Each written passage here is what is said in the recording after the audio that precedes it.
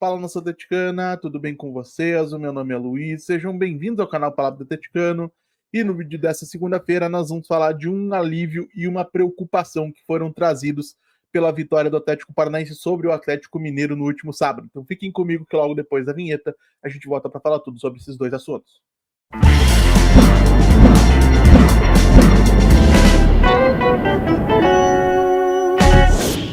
Então vamos lá para os temas do vídeo de hoje, pessoal. Como eu mencionei para vocês na live da última sexta-feira, estou trabalhando em um grande escritório de Curitiba, estou trabalhando em home office a maior parte dos dias, então estou gravando no meu horário de almoço. Vamos tentar fazer assim daqui por diante, ver se eu consigo manter o canal fluindo normalmente. Então, eu vou tentar gravar sem edição, então peço desculpas para você se houver algum enrosco ou algum engasgo ao longo da gravação do vídeo, como acabou de acontecer, porque essa 1 hora é o tempo que eu tenho para gravar, para editar, programar a publicação para o final da tarde, comer alguma coisa para voltar a trabalhar.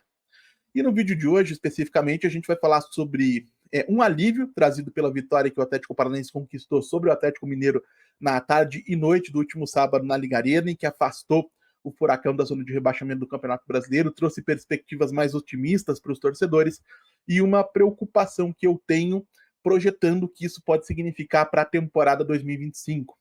Falando especificamente sobre o alívio que eu mencionei, eu digo isso porque aos trancos e barrancos, o Atlético Paranaense pode ter encontrado já no final do ano uma solução para ser competitivo a curto e médio prazos e conseguir conquistar os pontos necessários para se safar de um rebaixamento que já parecia muito provável e quem sabe até conquistar uma vaga numa Sul-Americana, que é muito mais do que a gente imaginava que o clube conseguiria aí há pouquíssimo tempo atrás, né? E antes do início dessa campanha do Pacto, que acabou alavancando o desempenho da equipe, na minha forma de ver. Tá? O torcedor tem um papel muito relevante nesse crescimento recente do Atlético. Eu digo isso por quê? Porque alguns jogadores que já se davam como descartados ou que foram tiveram sua importância diminuída ao longo do ano, acabaram correspondendo de maneira surpreendente nos últimos tempos. Eu falo de um Leonardo Godoy, que surgiu muito bem na lateral direita nas duas últimas partidas e que deve ser titular também quarta-feira contra o Atlético Goianiense. Não é uma informação, é um palpite meu, mas eu acredito que será, porque o Julimar, até onde se sabe, vai precisar passar por mais exames para saber se ele teve ou não uma lesão. Então o Coelho deve ser mantido no ataque pelo lado esquerdo, com o Nicão pelo lado direito. Abre-se uma vaga na lateral direita que o Godoy, pelo desempenho recente, me parece merecer mais do que o Maddison, que também tem um probleminha físico, não sei nem se vai estar à disposição para quarta-feira. O Lucas Belezi, por exemplo, um jogador que teve algumas oportunidades do Campeonato Paranaense, mas já chegou inclusive a ser afastado do elenco para ser negociado, teve aí em vias de sair, mas acabou reintegrado e entrando de maneira surpreendente em algumas partidas e correspondendo pelo menos melhor do que se imaginava em algumas delas, tá? Com uma participação muito expressiva nessa partida contra o Atlético Mineiro no último sábado, onde ele foi destaque do sistema defensivo do Atlético, que conseguiu impedir que um dos ataques mais poderosos do Campeonato Brasileiro marcasse gols, né, dentro da Liga Arena, da Arena da Baixada. E o Lucas Belezi, para quem não sabe ou para quem não se recorda, um jogador muito jovem,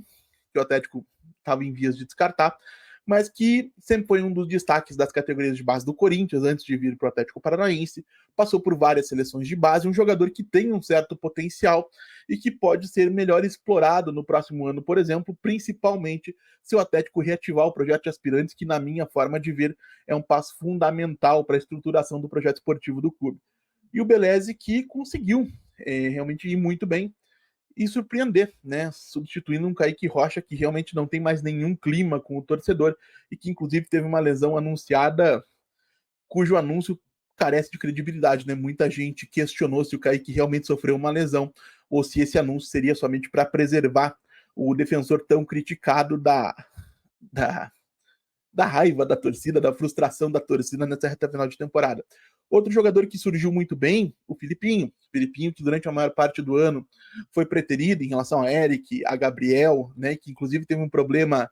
clínico muito sério, uma hepatite, ressurgiu na reta final de temporada, fisicamente muito bem, acumulando números defensivos superiores a dos líderes do Campeonato Brasileiro em termos de desarme, por exemplo, e que tem se tornado uma opção muito, muito importante, né? A gente tem um Fernandinho que tem trabalhado para resgatar a condição física de repente começar uma partida, e eu acredito, ou pelo menos eu espero, que quando isso acontecer, a tendência é que o Filipinho, pelo rendimento dentro de campo, seja mantido, com o Fernandinho entrando na equipe, né, acrescentando qualidade com a bola nos pés, que o Filipinho não tem, ou não tem, lógico, no mesmo nível que o Fernandinho, pelo menos. Outros jogadores, o Nicão, se em nenhum momento conseguiu resgatar o seu melhor nível, pelo menos tem sido um jogador útil, tem conseguido prender a bola, tem conseguido algumas boas invertidas, tem sido um jogador que participa de jogadas importantes na grande maioria das partidas, e o mesmo pode ser dito do Thomas Coelho, né? O Thomas Coelho nem é uma grande surpresa, porque desde o início do ano tem uma participação constante em gols, por mais que tecnicamente não seja um craque. Acho que, salvo engano, é o jogador do Campeonato Brasileiro com o maior número de chances criadas, de grandes chances criadas, segundo o SofaScore. Então, em meio a muita confusão, muitas trocas de treinadores, o Atlético teve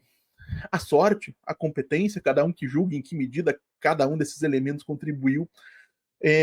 conseguiu encontrar uma equipe capaz de repente, tirá-lo de um problema que já se aparentava quase certo, né? A Série B de 2025, na visão de muitos torcedores. E por que eu falo em alívio somado à preocupação? Porque, segundo uma informação trazida pela Monique Vilela, salvo engano, ontem ainda, domingo, a tendência é que, confirmada a permanência do Atlético na Série A diretoria estenda o contrato do Lúcio Gonzalez para a próxima temporada. O contrato atual do Lúcio é só até dezembro deste ano. E por que isso me preocupa, apesar do crescimento da equipe? Porque eu tenho destacado, já não é de hoje, aqui no canal Palavra Atleticano, que o Atlético precisa de uma renovação de lideranças, e que isso passa não somente pelo elenco, passa por comissão técnica, passa por departamento de futebol, passa por diretoria. Realmente, aquilo que existe hoje dentro do CT do Caju parece ter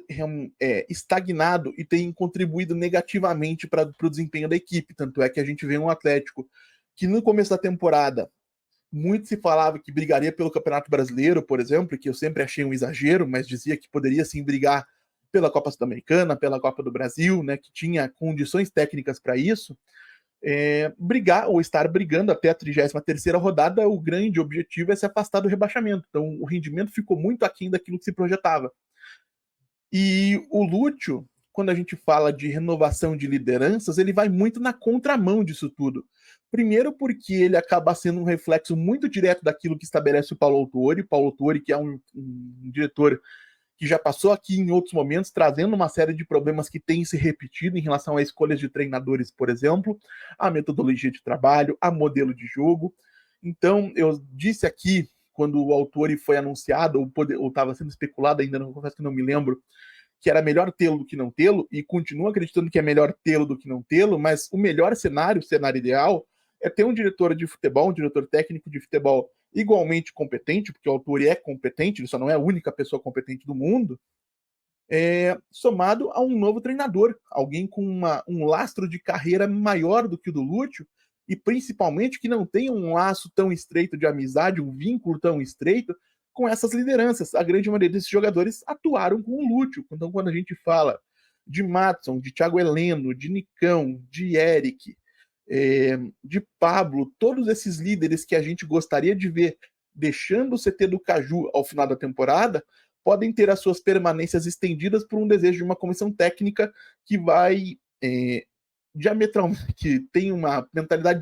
diametralmente oposta, acabou de enroscar de novo, aquilo que a torcida imagina, que é uma renovação dessas lideranças, uma saída da maior parte desses jogadores. Eu até